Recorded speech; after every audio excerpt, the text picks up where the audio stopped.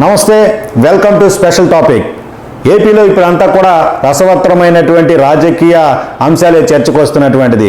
అన్ని పార్టీలు ప్రస్తుతం రానున్నటువంటి ఎన్నికలకు సంబంధించి అభ్యర్థులను ఏదైతే ఎన్నుకునేటువంటి ఎంపిక చేసేటటువంటి ప్రక్రియలో నిమగ్నమైన పరిస్థితి. దీంతో అటు వైసీపీకి సంబంధించి ఇటు జనసేన టీడీపీకి సంబంధించి అధినేతలు అధిష్టానాలు తలమోకలేని పరిస్థితి.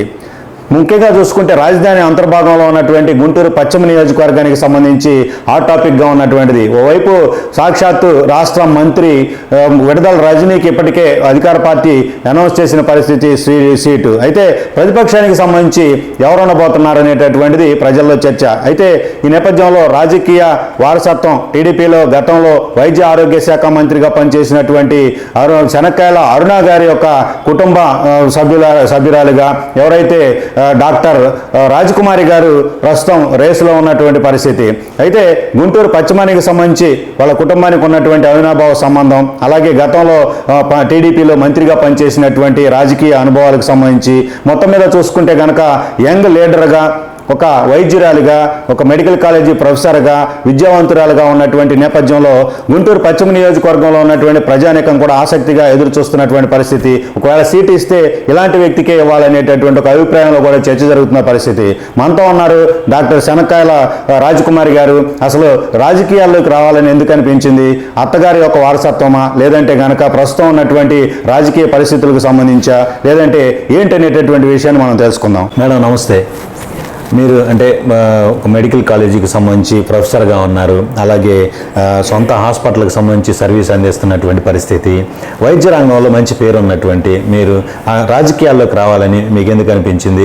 గుంటూరు పశ్చిమ నియోజకవర్గం అనేటటువంటిది ఒక హాట్ సీటు ఇది. దీనికి సంబంధించి చాలా పోటీ ఉన్నటువంటి పరిస్థితుల్లో మీ పేరు కూడా చర్చకు వచ్చినటువంటి పరిస్థితి. ప్రజల్లో కూడా మీలాంటి యువ లీడర్లను కోరుకుంటున్నటువంటి పరిస్థితి. ప్రజలు మంచి సర్వీసుకు సంబంధించినటువంటి నేపథ్యంలో అసలు మీకు రాజకీయాల్లోకి రావాలని ఎందుకు అనిపించింది? మీరు ఒక డాక్టర్గా ఉండి, ప్రొఫెసర్గా ఉండి. నేను డాక్టర్ శనక్కాయల రాజకుమారి. రాష్ట్ర ప్రజలకి, గుంటూరు ప్రజలకి నమస్కారం.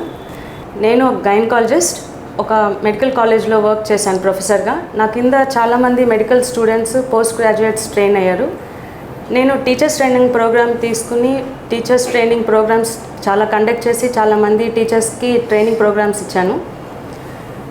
నేను మా ఫ్యామిలీ హాస్పిటల్లో జాయిన్ అయ్యి చాలామంది ప్రజలకి ఈ సేవలు అందించాలని ఐవీఎఫ్ కన్సల్టెంట్గా మా హాస్పిటల్లో వర్క్ చేస్తున్నాను.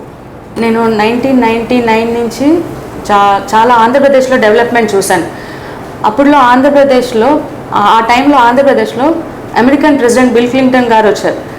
ఆయన వచ్చినాక చంద్రబాబు నాయుడు గారు చాలామంది ఇన్వెస్ట్మెంట్స్ని ఎంకరేజ్ చేసి ఇంటర్నేషనల్ స్టేటస్ తీసుకొచ్చారు ఆంధ్రప్రదేశ్ని. ఆ టైంలో ఐటీ డెవలప్మెంట్ చాలా జరిగింది. చాలా బాగా హైదరాబాద్ ఒక చాలా ఇంటర్నేషనల్ స్టాండర్డ్స్, చాలామందికి జాబ్ ఆపర్చునిటీస్ వచ్చింది.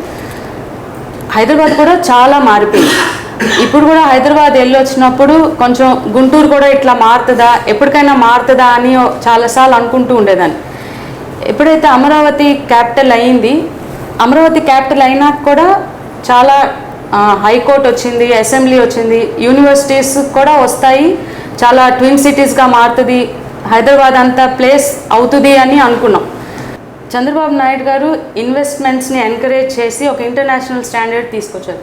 ఆ టైంలో ఐటీ కంపెనీస్, చాలా జాబ్ ఆపర్చునిటీస్ వచ్చినాయి. చాలామంది యూత్కి చాలా జాబ్ ఆపర్చునిటీస్ వచ్చి చాలామంది విలేజెస్ నుంచి కానీ, రూరల్ ప్లేసెస్ నుంచి, అర్బన్ ప్లేసెస్ నుంచి హైదరాబాద్ షిఫ్ట్ అయ్యి హైదరాబాద్ని చాలా డిఫరెంట్గా మ్యాప్లోనే చాలా మంచి అందంగా తయారు చేశారు. హైదరాబాద్ కూడా చాలా వాస్ట్గా తయారైంది. తర్వాత చంద్రబాబు నాయుడు గారు అమరావతిని క్యాపిటల్గా అనౌన్స్ చేసినప్పుడు ఆయన అసెంబ్లీ, సెక్రటేరియట్, తర్వాత హైకోర్టు, యూనివర్సిటీస్ చాలా తీసుకొచ్చారు. అప్పుడు కూడా చాలా మార్పు జరిగింది. అమరావతి కూడా ఆగిపోవటం వలన డెవలప్మెంట్ కూడా ఆగిపోయింది. ఇప్పుడు మళ్ళా అమరావతి డెవలప్ అయ్యి మన ఆంధ్రప్రదేశ్ కూడా ఒక ఇంటర్నేషనల్ స్టేటస్కి రావాలి అంటే చంద్రబాబు నాయుడు వల్లనే సాధ్యం అవుతుంది. ఇది లోకేష్ గారు ఒక సింపుల్ లీడరు. ఆయన యుగలం షార్ట్ పీరియడ్లోనే కంప్లీట్ చేశారు. ఆయన రూరల్ డెవలప్మెంట్ మినిస్టర్గా, పంచాయతీరాజ్ మినిస్టర్గా చేసి అప్పుడు కూడా చాలా డెవలప్మెంట్ జరిగింది. మనందరికీ తెలిసిందే అది. యుగలంలో కూడా ఆయన చాలా పీపుల్లో కలిసిపోయి ఆ లోకల్ ప్రాబ్లమ్స్ తెలుసుకుని ఆ లోకల్ ప్రాబ్లమ్స్ని ఎట్లా సాల్వ్ చేయాలనేది నెక్స్ట్ గవర్నమెంట్లో ఆయన ఎట్లా తీర్చాలి అనేది ఆయన చూస్తున్నారు.